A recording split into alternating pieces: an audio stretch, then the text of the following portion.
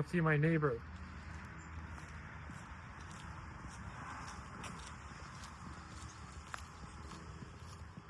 Here we are at the studio. Okay, well, it's going to be really dusty.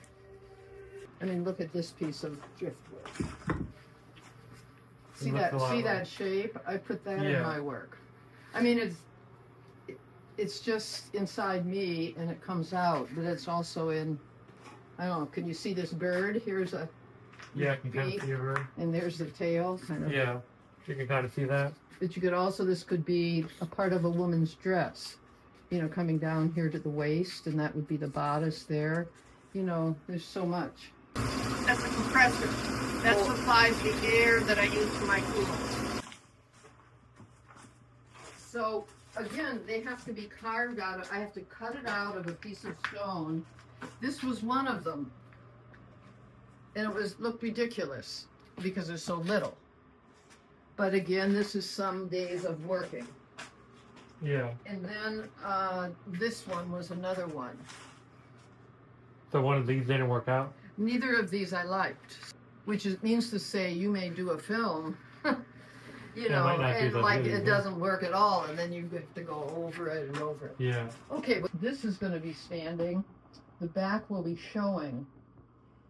And so when I do that, it's going to make a huge cloud of dust. And do now. Okay. So you guys, you want to step out.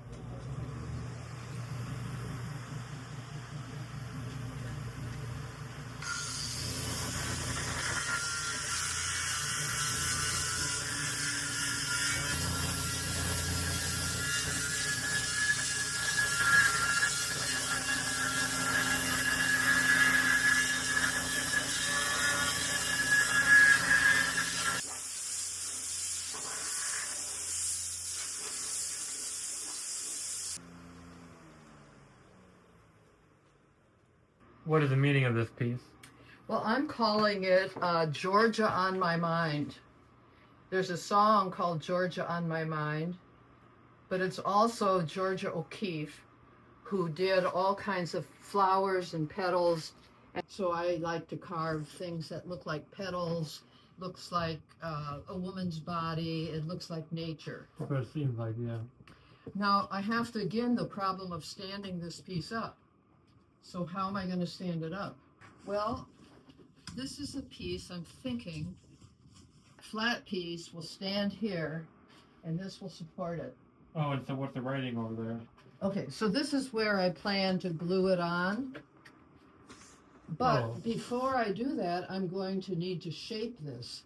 So I will be shaping it, sort of like that, but very tall. Like a big version of it? Yeah. Okay, so if you look at it from there, from the side view, not from the back, from the side, from this view, it's so clunky. So imagine it being this shape. So I would be cutting like, and having it be just a stand for it. Yeah. Yeah, that's what this, and then this has to be heavy enough so it doesn't fall over. The whole thing has to be able to stand. And then I'll be polishing the whole piece. What tools do you use? Well, you saw me using the grinder. That's a power tool. But when I start out, I might start with a hammer and a point.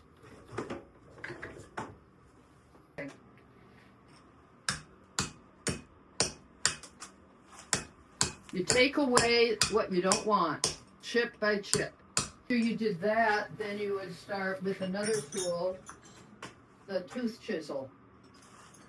And the tooth chisel helps make things smoother.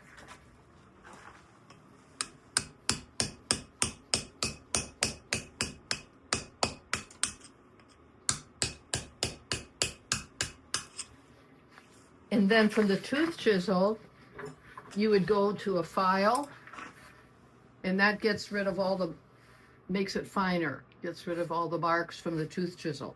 Instead of a file, I use the grinder. Yeah. It makes it go much faster. Yeah.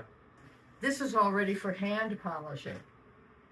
And that involves sandpaper.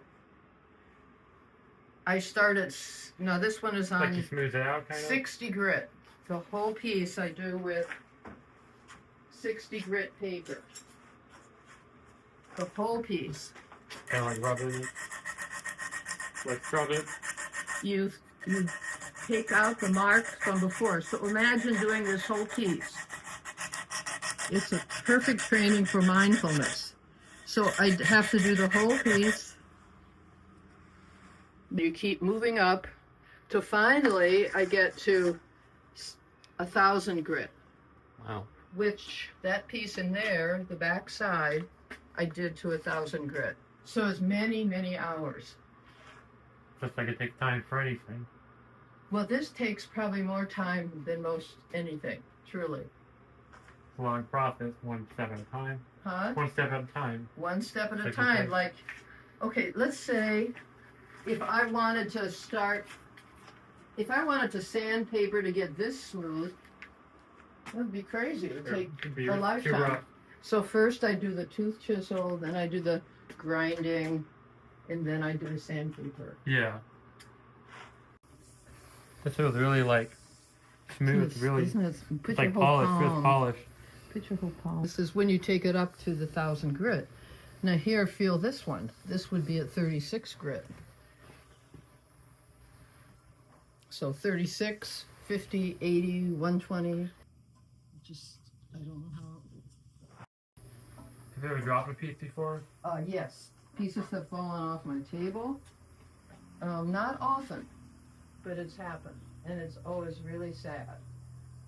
Yeah. Sometimes, like, I would hate, so when I'm polishing these little things, I have to be so careful not to put any pressure on them because I could just break it in my hand.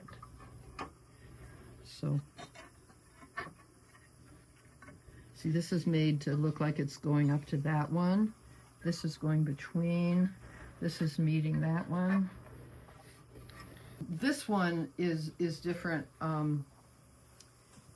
It's in my series. Only the Shell Remains. Oh.